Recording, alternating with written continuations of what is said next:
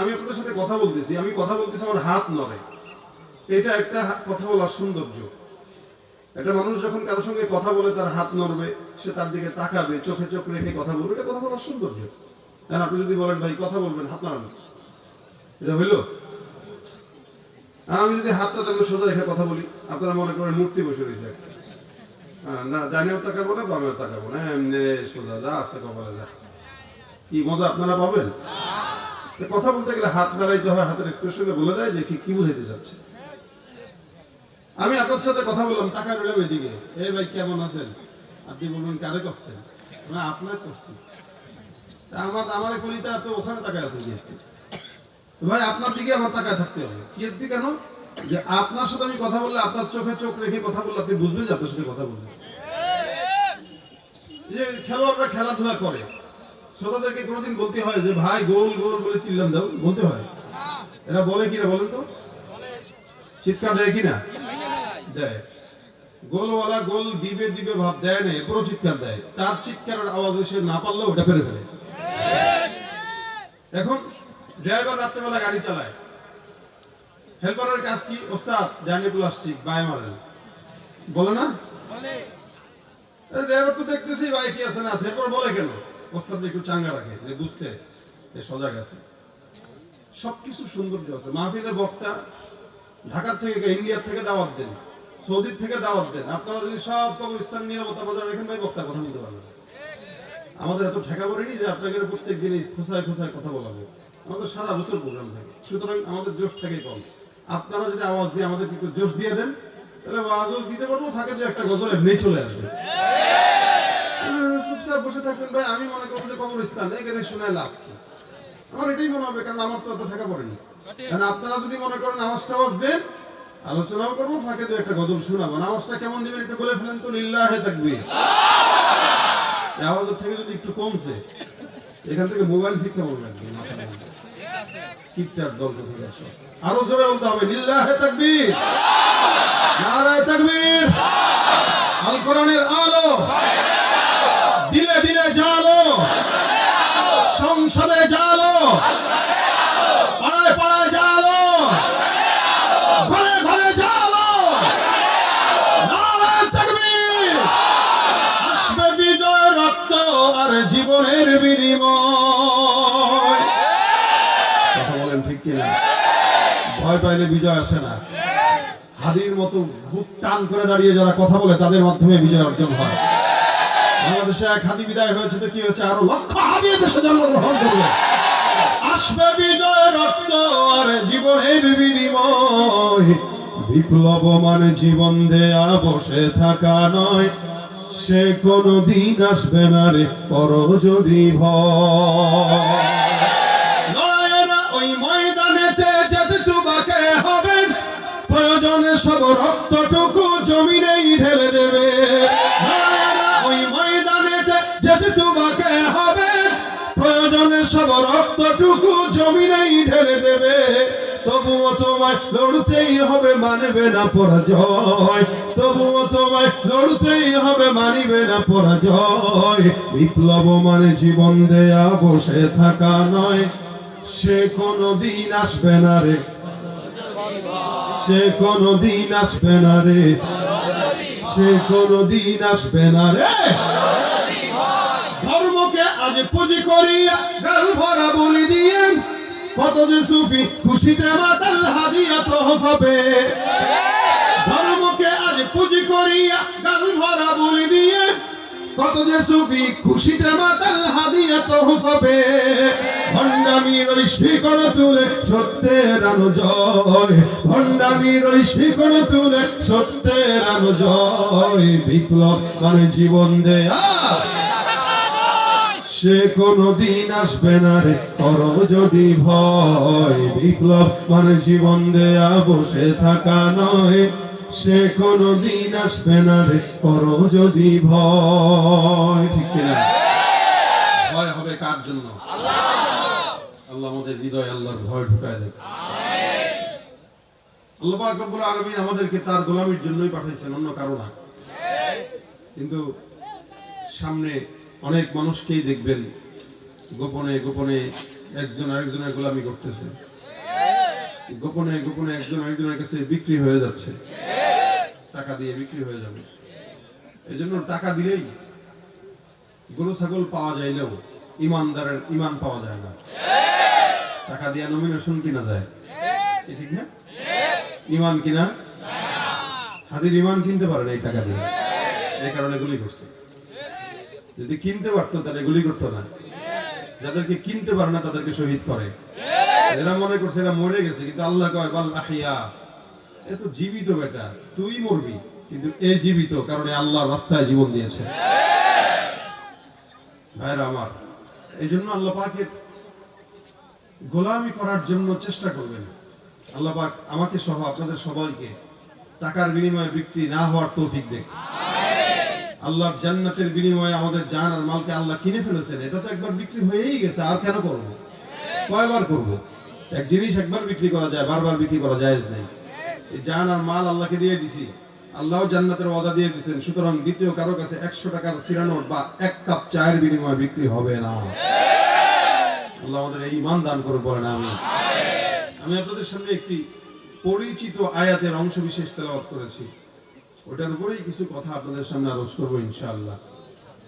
ভাইয়ের আমার, আল্লাহ পাক রব্বুল আলামিন কোরআনে 114টি সূরা নাযিল করেছেন, দিয়েছেন। 30 পারা 114 সূরা। এই গোটা কোরআনের ভিতরে আল্লাহ পাক রব্বুল আলামিন যে কোনো একটা সূরাকে দামি বানিয়েছেন, অথবা কোনো একটা আয়াতকে দামি বানিয়েছেন, এক এক সূরাকে এক এক ভাবে ফজিলতপূর্ণ করেছেন। আমি যে আয়াতটা তেলাওয়াত করেছি, এই আয়াতের নাম কি কে বলতে পারবেন? মাশাআল্লাহ, মনে আছে আপনাদের? আয়াতুল কুরসি।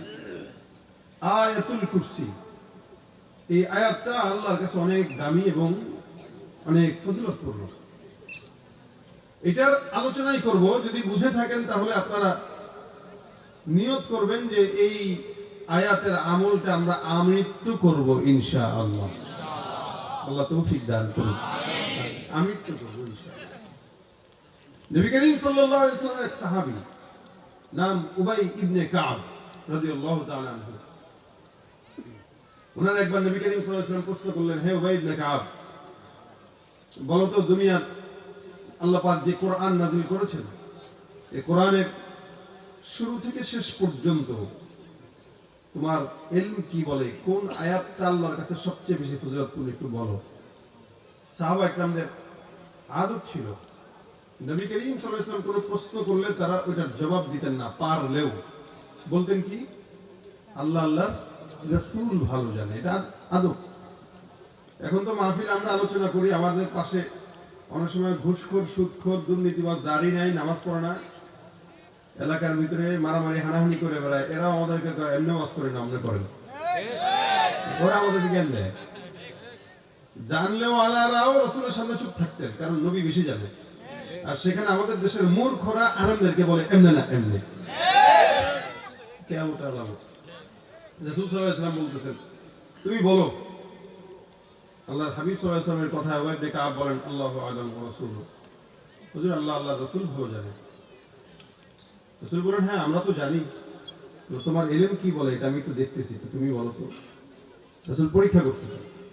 ওয়াইদ ডেকে বলেন, হুজুর আপনি যদি আমার ইলম যাচাই করতে চান, তাহলে আমার এই দুর্বল ইলমে আমার যতটুকু মনে হয়, কোরআনের সূরা ফাতিহা থেকে নিয়ে নাস পর্যন্ত যত আয়াত আছে, সব আয়াতের ভিতরে আমার দিল বলে আয়াতুল কুরসিটা সবচেয়ে বেশি দামি আল্লাহর কাছে। এটা আবু উবাই ইবনে কাব তার দিলের কি বললেন, মতামত প্রকাশ করলেন, যে আমার মনে হয় এটা বেশি দামি।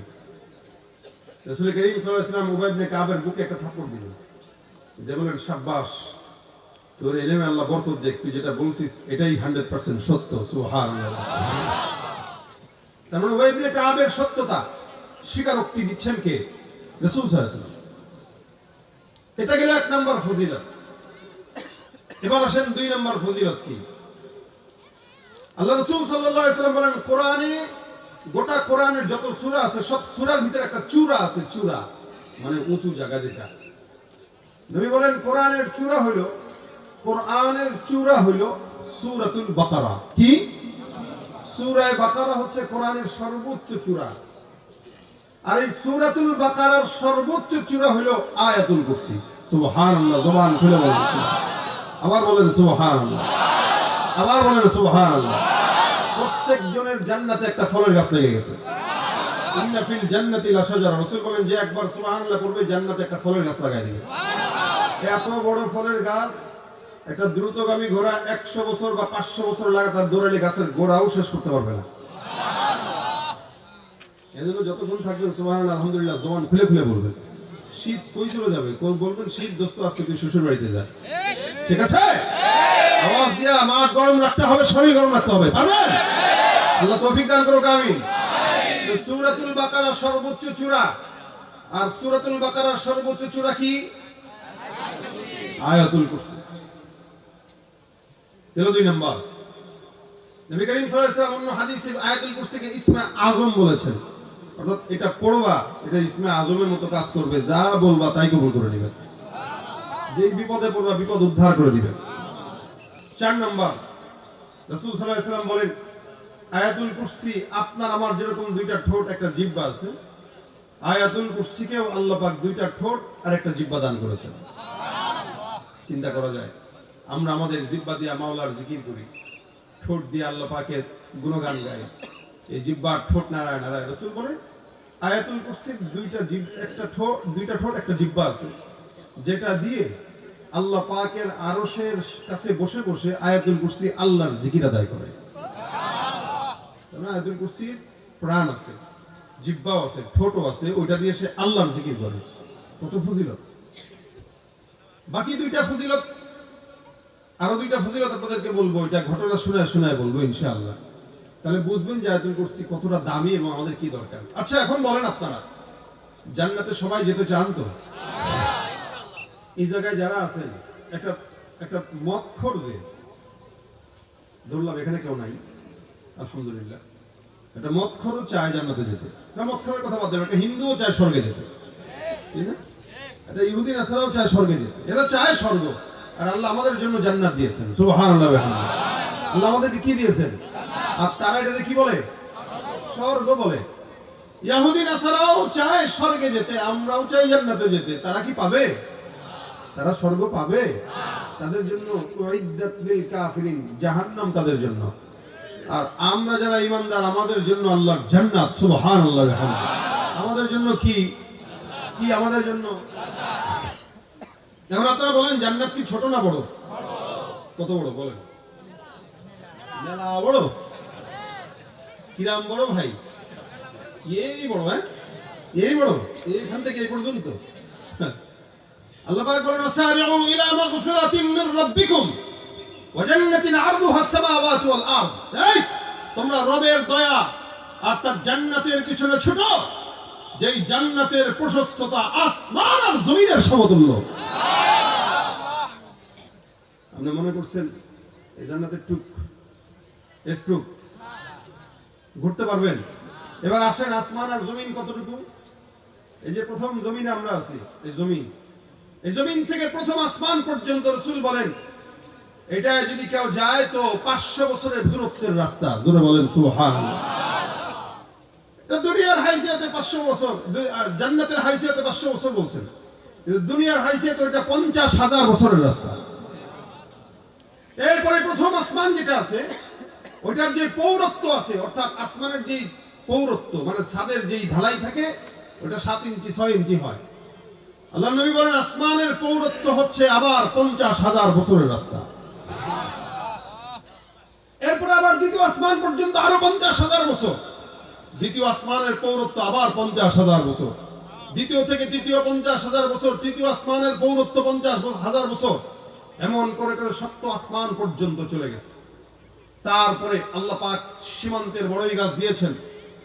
একটা বকরির কথা উল্লেখ আছে, আল্লাহ পাকের আরশ কুরসির কথা উল্লেখ আছে, যে এই কুরসিটা 8 জন ফেরেশতারা বহন করে।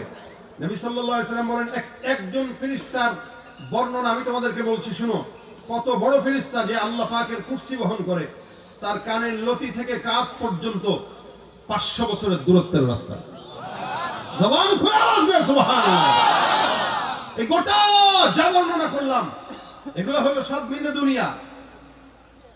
আল্লাহ পাক রব্বুল আলামিনের হাবিব বলেন, একটা আদনা থেকে আদনা ইমানদারকেও আল্লাহ যেই জান্নাত দান করবেন, ওই জান্নাতটা 10টা দুনিয়ার সমান একটা দুনিয়ার জান্নাত হবে।